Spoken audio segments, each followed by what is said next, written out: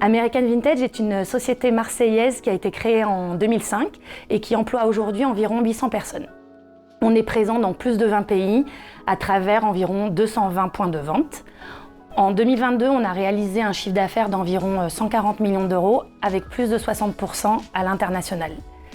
Le succès de notre société, c'est donc ce côté très international, mais aussi l'omnicanalité. Les principes fondamentaux sont l'échange, le partage et l'adaptabilité. L'équipe finance est composée de 2 pôles. Le premier pôle est le pôle controlling avec 3 personnes. Et le second pôle est le pôle comptable France International et le crédit client avec 17 personnes. Le projet est né de la mise en place d'un nouveau logiciel comptable SAP et donc de la nécessité de connecter à nos banques. Les enjeux étaient très différents entre la France et l'international. Sur la France, il s'agissait de maintenir le niveau de connectivité que l'on avait avant l'ancien logiciel comptable. Sur l'international, le projet est plus complexe puisqu'il s'est accompagné de l'internalisation de la comptabilité de nos 17 filiales réparties sur 13 pays. Ce projet concerne donc 20 banques différentes à intégrer et à connecter à SAP. Enfin, il y avait un petit sujet sur la partie reporting qui était jusqu'à présent fait complètement manuellement dans Excel. Kyriba, c'est le logiciel qui nous a semblé le plus adapté à notre taille d'entreprise. On est donc une ETI. Et il avait aussi très bonne réputation sur le marché en étant user-friendly, facile d'utilisation et moderne. Le projet Kyriba a été mené donc avec notre partenaire Apsicyborg. On a eu une phase un petit peu d'analyse de nos besoins et on a donc déterminé un déploiement en 3 phases.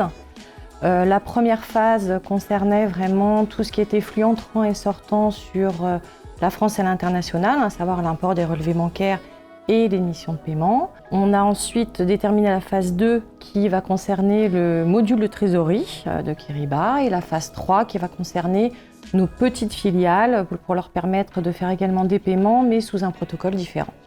Alors le lot numéro 1 a été divisé en fait en 2 parties. La première qui était on va dire la plus aisée concernait la France, où là on a des vrais partenaires bancaires avec qui on est en relation quotidienne. Donc on a pu importer les relevés et mettre en place les paiements de façon assez rapide.